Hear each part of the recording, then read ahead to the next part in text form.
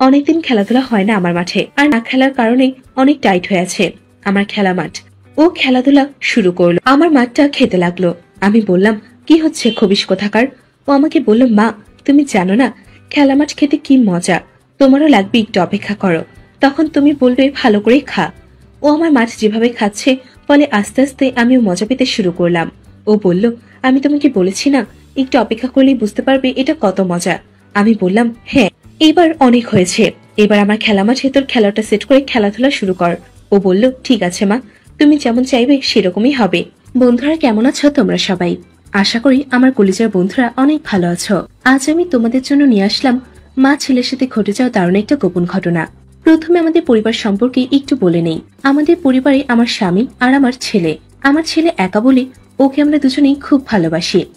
আমার স্বামী বিদেশে থাকে। আমার ছেলে তখন 18 বছর বয়স আর আমার তখন 40 বছর বয়স। আমি আর আমার ছেলে বাড়িতে থাকি। দেখতে দেখতে 10 বছর পেরিয়ে গেল। আর আমার ছেলের বয়স এখন 28 বছর আর আমার তখন 50 বছর হলো। আমার ছেলেকে দেখতাম মাঝে মাঝে মোবাইলে কি যেন মনোযোগ দিয়ে দেখে।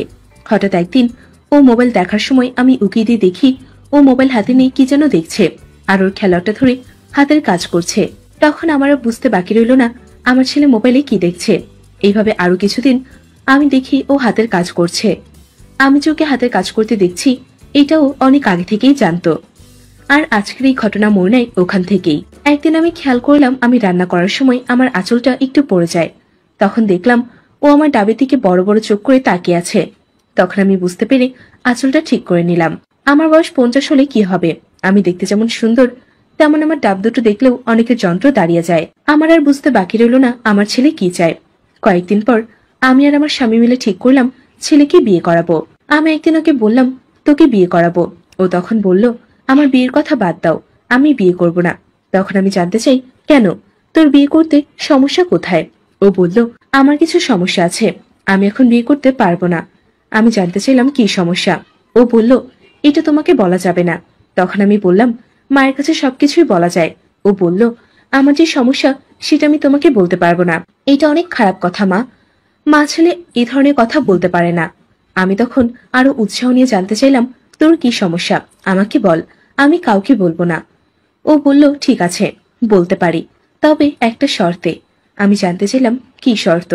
ও বলল, আমি যা কিছু বলবো তুমি কারো কাছে বলতে পারবে না আর আমাকে খারাপ ভাবতে পারবে না। আমি বললাম, ঠিক আছে। ও আমাকে দিব্যি দিল। আমি বললাম, এবার বল তোর সমস্যা কোথায়?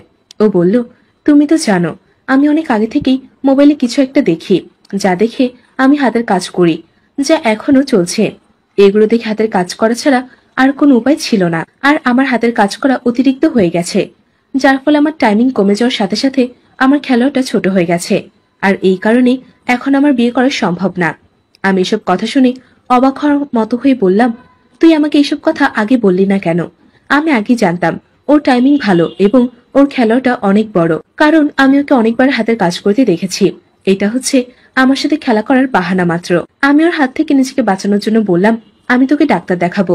ও বলল, ডাক্তার দেখিয়ে কোনো লাভ নেই, আমি অনেক খেয়ে দেখেছি ঔষধ, কোনো কাজেই দিচ্ছে না, কোনো উপকার পাচ্ছি না। আমি বললাম, ওষুধ খাওয়ার দরকার নেই, আমি তোকে ভালো ডাক্তার দেখাবো। ও সাহস করে বলে ফেললো, তুমি আমার একটা কথা রাখবে? আমি বললাম, কি কথা বল। ও বলল, তুমি যদি চাও তোমার মাঠে আমি খেলতে চাই, তুমি আর আমি মিলে যদি খেলা করি তাহলে তুমি বুঝতে পারবে যে আমার আসল সমস্যা কিসে। আমি এই কথা শুনে বললাম, তুই এসব কথা কিভাবে বলতে পারলি? আমি তোর মা, আমি তোকে জন্ম দিয়েছি তাই না? ও বলল, তাতে কি, আজকাল অনেকে এসব করছে। ওই দিন ওর বেশি কিছু করার সাহস হয়নি আমার সাথে। আমি মনে মনে অনেক খুশি হয়েছিলাম, কারণ অনেকদিন ধরেই আমার খেলা মাঠে চাষাবাদ হয়নি। এইভাবে আরো কয়েকদিন কেটে গেল। একদিন আমাকে বলল, মা তুমি কি আমার সাথে খেলবে না? আমি বললাম, তুই এরকম পাগলামি করবি না, আমি ছাড়া কত মেয়ে আছে যাদের সাথে খেলা করতে পারবি, আমার কি আর এখন সেই রকম বয়স আছে? ও বলল, অন্য মেয়েদের সাথে খেলতে গেলে প্রোটেকশন লাগাতে হয়, যা আমার কাছে ভালো লাগে না। আর প্রোটেকশন নিয়ে খেলতে তো আর বোঝা যায় না যে আসলে আমার সমস্যাটা কোথায়। আমি আর তুমি যদি খেলি তাহলে তুমি বুঝতে পারবে আমার কি সমস্যা। আর এই কথা তো আর কেউ কখনো জানতে পারবে না যে আমার আর তোমার মধ্যে কোনো খেলাধুলার সম্পর্ক আছে। আমি বুঝতে পারলাম ও এত সহজে আমাকে ছাড়বে না, তাই আমি আর কথা না বাড়িয়ে রাজি হয়ে গেলাম, কারণ আমার ইচ্ছা ছিল ওর সাথে খেলা করার। আমি এতদিন ওকে বাঁচিয়ে দেখলাম মাত্র। হঠাৎ একদিন আমাদের বাড়িতে আত্মীয় স্বজন এলো। আমাদের বাড়িতে 3টা রুম, একটাতে আমি, আরেকটাতে আমার ছেলে থাকে। কিন্তু ওই দিন আত্মীয় স্বজন দেখে বুঝে গেলাম আমাকে আমার ছেলের রুমেই থাকতে হবে। আমি বুঝলাম আজ কিছু একটা হবে, তাই বুঝতে পেরে আমার খেলা মাঠের জঙ্গল আগেই পরিষ্কার করে নিলাম। সারাদিন খাওয়া দাওয়া আর গল্পগুজবের মধ্যে কেটে গেল।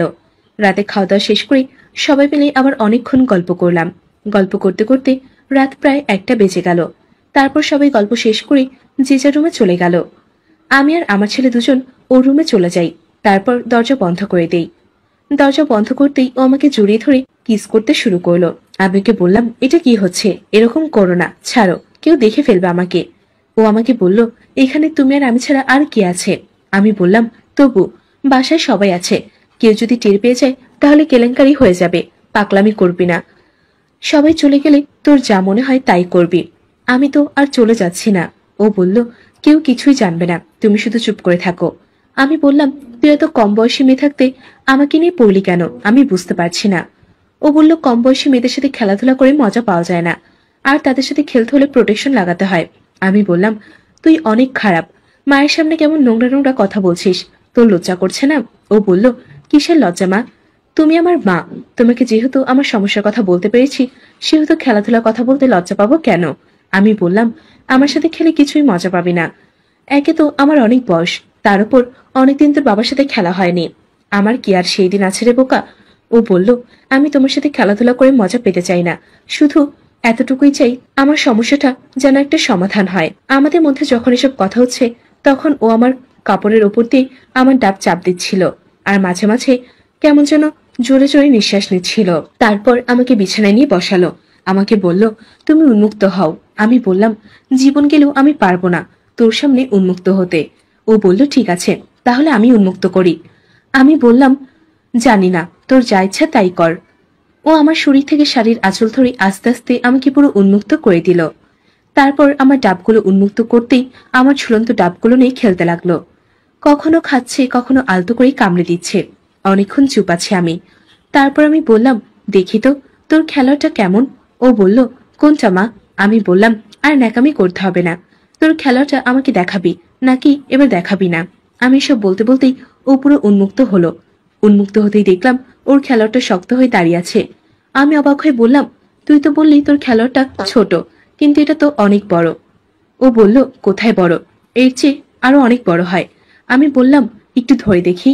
ও বলল, তোমার জিনিস তুমি ভালো করে দেখো। তারপর আমি হাত দিতেই সম্পূর্ণ শরীরে একটা ঝাঁকুনি দিয়ে উঠল। সে এক দারুণ অনুভূতি। ওর খেলনাটির ওপর নিচ করে দোলাতে লাগলাম, আর ও আমার ডাবগুলো খাচ্ছিল। ও আমার নরম হাতের স্পর্শে আর অধিক উত্তেজনায় বেশিক্ষণ ধরে রাখতে না পেরে আমাকে হাতেই ঠেলে দিল। আমি বললাম, কি রে, কি করলি? তুই অল্প কিছুক্ষণে ঠেলে দিলি? ও লজ্জা পেয়ে আমাকে বলল, তোমাকে কি বলছি, এটাই তো আমার সমস্যা। ও বলল, ঠিক আছে, আবার করো। আমি আবার দোলাতে শুরু করলাম। আমাকে দেখে বলল, মা, তোমার খেলা মাঠটা দেখাও না। আমি বললাম, একটু বিশ্রাম করো, তারপর যা ইচ্ছা তাই করো। ও বলল, আমাকে নিয়ে তোমার এত চিন্তা করতে হবে না, আমার কোনো সমস্যাই হবে না। তুমি তো জানো না আমি তোমাকে কত ভালোবাসি। আমি বললাম, জানি রে, তুই আমাকে অনেক ভালোবাসিস, আমিও তোকে ঠিক তেমনই ভালোবাসি। তা না হলে কি আর তোর সাথে খেলতে চাইতাম, আর তোর সাথে আবদারকে আমি মেনে নিতাম? আমি এই বলে ওকে আমার বুকের সাথে চাপটে ধরলাম। ও বলল, মা, তুমি আমার জীবনের সবকিছু, আমি আর কিছুই চাই না। এই বলে ও আমার ডাবগুলো চাপতে লাগলো। এদিকে আমার দোলনার ফলে ওর খেলোয়াড়টা আবার তার আসল রূপ ধারণ করলো। ও আমার খেলামাঠ উন্মুক্ত না করে ওপর দিয়ে খেলামাঠে হাত দিয়ে আমি অমনি লাফ দিয়ে শিউরে উঠি।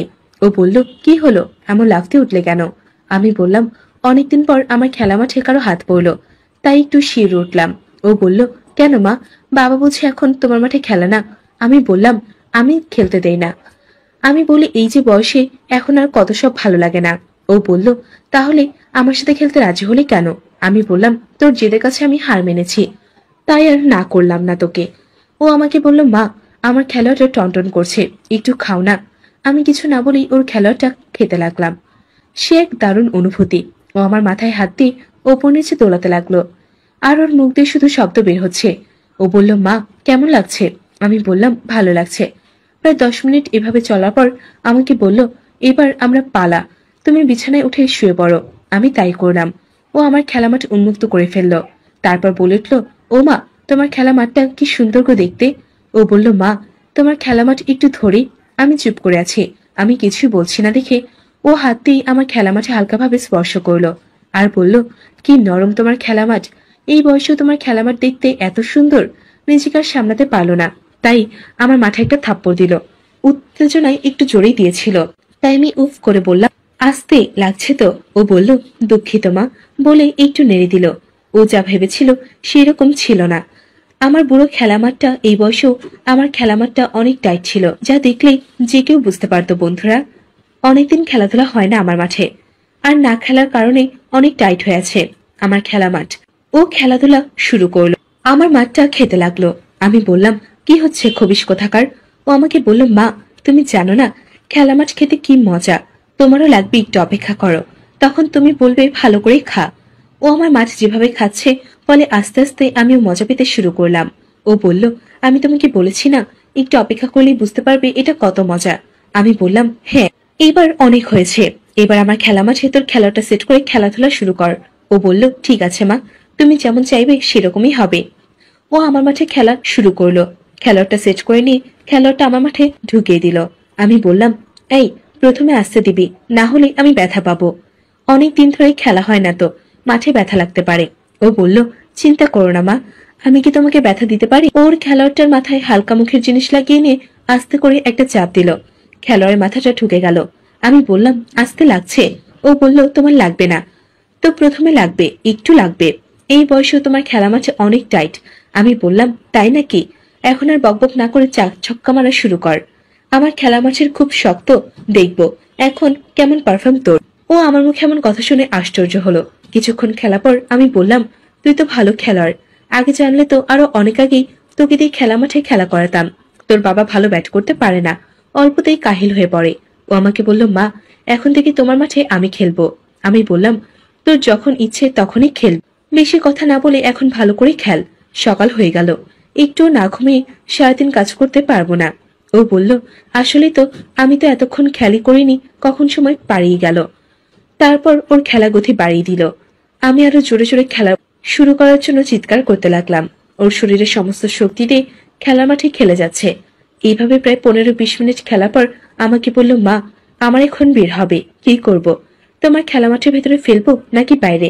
আমি বললাম, বাইরে ফেলার দরকার নেই, তুই ভেতরেই ফেলে দে, কোনো সমস্যা হবে না। ও আমার কথা শুনে জোরে জোরে 4 ছক্কা মারতে মারতে আমার খেলা মাঠে ওর খেলোয়াড়টা ঠেসে ধরলো আর আমাকে জড়িয়ে ধরে আমার মাঠ ভাসিয়ে ফেললো। আমার খেলা মাঠ ভরে গেল। ও এভাবেই আমাদের খেলা শেষ করলো। এরপর আমরা ঘুমিয়ে পড়লাম। এইভাবেই আমাদের খেলা চলতে থাকলো। বন্ধুরা, কেমন লাগলো আজকে গল্পটা? এতক্ষণ সাথে থাকার জন্য সবাইকে অসংখ্য ধন্যবাদ। সবাই ভালো থাকবেন, সুস্থ থাকবেন। Tata, bye bye.